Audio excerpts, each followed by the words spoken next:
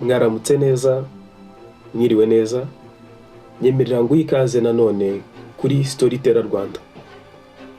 Hano tuvuga relocation strategy n'uburyo umuntu yakwitegura kubaka ubuzima bwe mu gihugu cy'amahanga. Uyu munsi ngiye kubasangiza amakuru adasanzwe y'uburyo waba umuvolunteer muri USA ndetse na Canada, especially mu kwezi kwa munani uyu mwaka 2026. Birashoboka ko ari ubwa mbere ugiye kumva umuryango mpuzamahanga ufite imyanya irenga 600 ya volunteer ifunguriye icyarimwe around the world. Ahangaha n'u Rwanda rurimo. Nta experience isabwa, nta diploma yihariye ikenewe, nta English test, ndetse abantu mu bihugu byose harimo n'u Rwanda bemerewe gukora application zabo.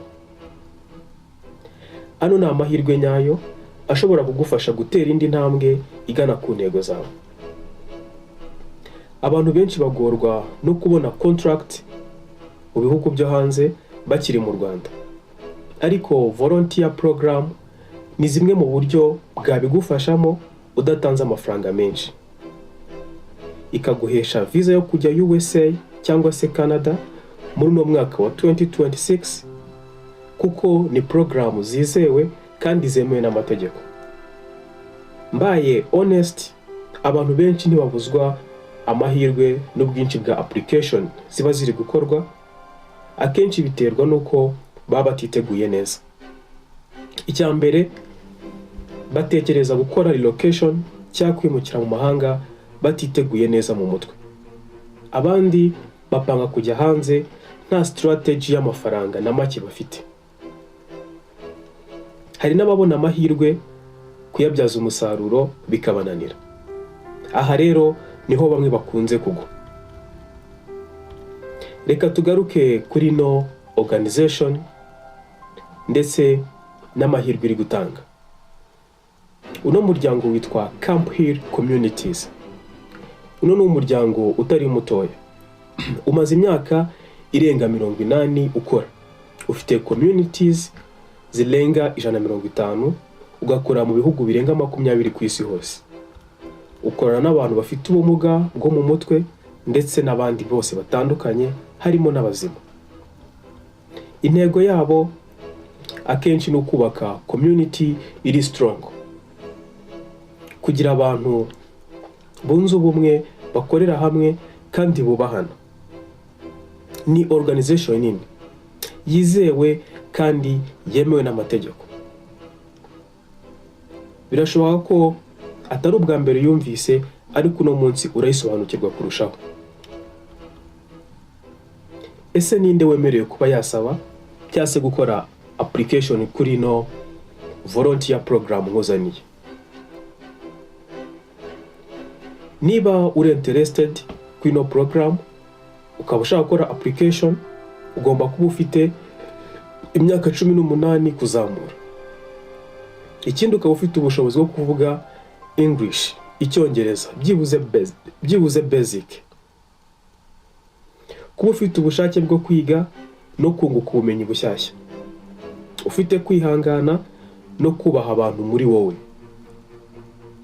Ibi ngibi nta experience isabwa, nta qualification yihariye ukeneye kugira ngo ukore application.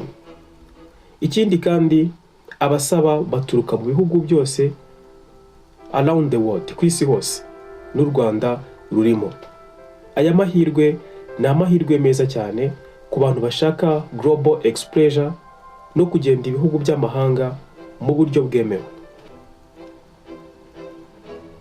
Harimo profit zitandukanye. Uhabwa icyumba bwite cyo kubamo. Ubwo bisobanuye ko uba ufite free accommodation. Uba muri community house ifite umutekano. Free food ndetse n'ibindi bikoresho by'ibanze mu buzima busanzwe. Rimwe na rimwe bitewe naho uherereye naho uzakorera ubwo bu volunteers, uhabwa imodoka yo gukoresha akazi kawe ka buri munsi. Utibagiwe ko unahabwa n'amafaranga azagufasha mu mibereho yawe. Health insurance nayo urayihabwa. Ibi rero bituma ubona international experience udatakaje amafaranga menshi cyangwa bigutere pressure mu gihe ufite amafaranga makeya. Reka tugaruke ku kindi kintu cy'ingenzi. Ushobora gukora ino application ufite umuryango, ukaba ubaye selected. Bigenda bite? Ahangaha abana bawe bahabwa education kugeza kuri secondary school. Umuryango wawe uba muri community imwe.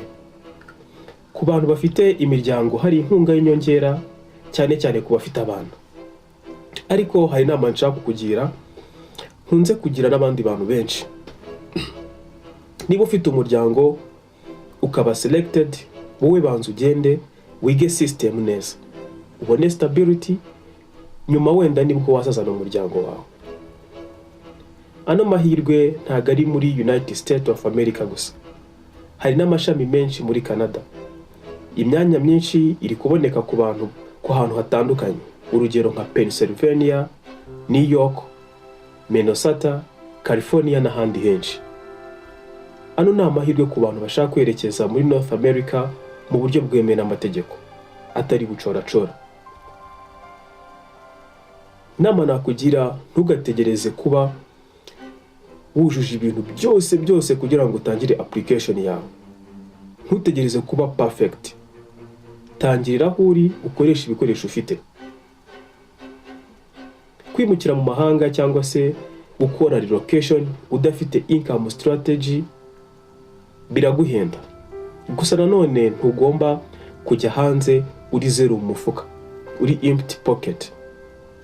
Ugomba gutekereza uko uzabaho, uko uzizigama, n'uburyo uzakura amahirwe mu bintu ugiye gukora. Bisaba gukora case study. Global experience cyangwa se n'amahirwe arusha diplome zimwe na zimwe agaciro. Ibyo wigirayo, abantu muhuza, experience ubona, biguhindura undi muntu burundu. Mu gusoza, nifuza ko buri wese muri mwe, mu badukurikiye, mu followers bacu, yagira ubumenyi bw'ibanze bwamufasha kwikorera application ye bitewe na destination ashaka kwerekezamo ubuzima bwe. Now, tangira application yawe hakiri kare. Soma website neza kuko ibirimo amakuru menshi arenze n'ayangaya nguhaye kandi yakugirira akamaro. Tegura CV yawe, motivation letter yawe ibikwiye kandi iri kuri standard nyayo. Witekereza cyane ku rugendo guflyinga gusa, cyangwa se ngutekereze ku mafaranga ugiye gukorera, ahubwo tekereza kuri strategy y'igihe kirekire. Link zose ziri bugufashe muri rugendo ndetse na consultation contact zacu mu gihe ukeneye ubujyanama bwihariye ku birenze kuri ibi tuvuze muri no video, ndabisiga muri video description no muri pinned comment kugira ngo dukomeze kubana, tube in touch. Thanks for your time. Andika muri comment igitekerezo cyawe, gishobora kudufasha cyangwa se kigafasha n'abandi bagenzi bacu. Sangiza inshuti n'umuryango amakuru nk'aya. Ntiwibagirwe gukora subscribe, ubundi dukomeze n'izindi link ni nyinshi. Uko dukomeza kubona umwanya tuzatubasharinga. Thanks for watching. See you next video.